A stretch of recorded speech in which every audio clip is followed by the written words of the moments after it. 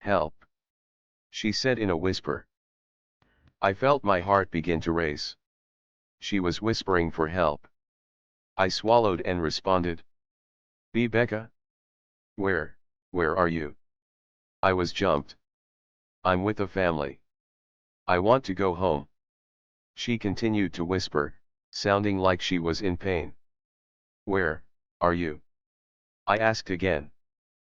She gave me an address that I won't put here. I didn't question how she knew or remembered, for that matter, the address of a place where she was apparently being held captive. I just called the police and directed them to her location. Later that day, I got a visit from a couple of police officers that didn't look very happy with me. Apparently, when they arrived at the address, there was only a family, but no trace of Rebbeca.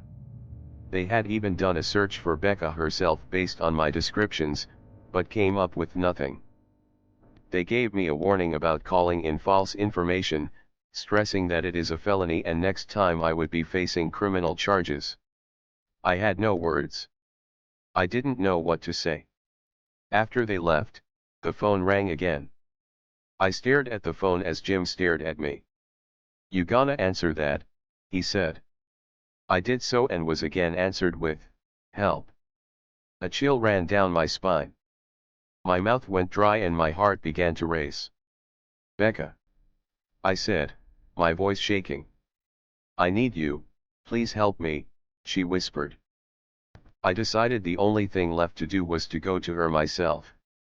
I don't understand your obsession with this Rebbeca chick, but I've got your back, bro, said Jim after agreeing to go with me.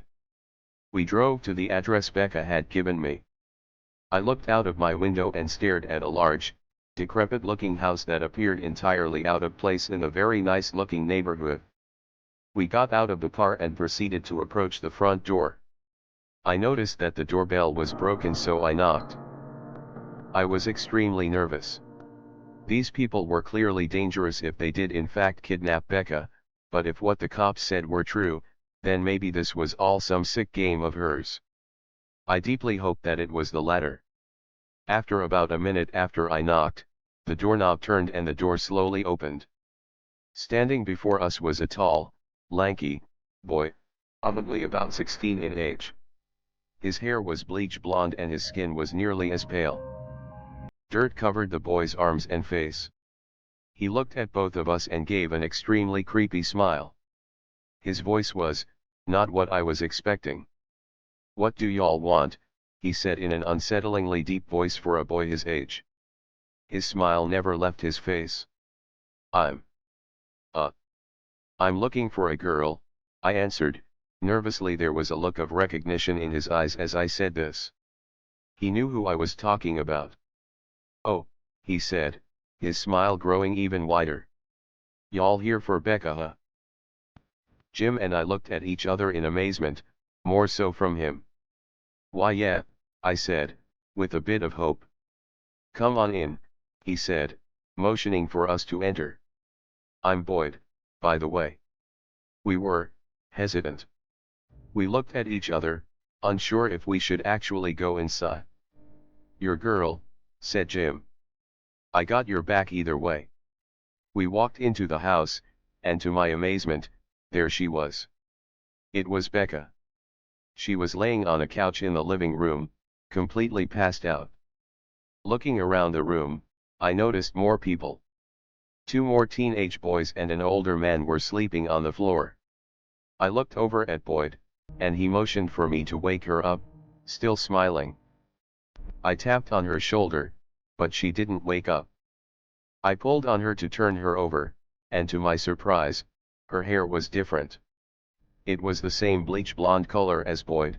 In fact, everyone in the house had the same colored hair. Get her out of here, said Boyd in a whisper. I didn't have time for questions or to waste any time.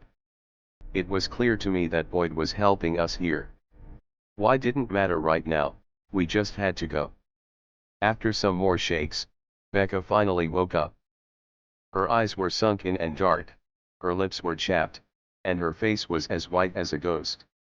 What the hell did you do to her? I growled in a whisper. It wasn't me, Boyd answered. We ain't got time for all that though. You wanna help her? Get her outta here. With that, Jim and I helped her to her feet and slowly walked her towards the door. We were almost there when suddenly there was a click. I turned around to see the old man that was sleeping moments before standing there with a shotgun pointed right at my face.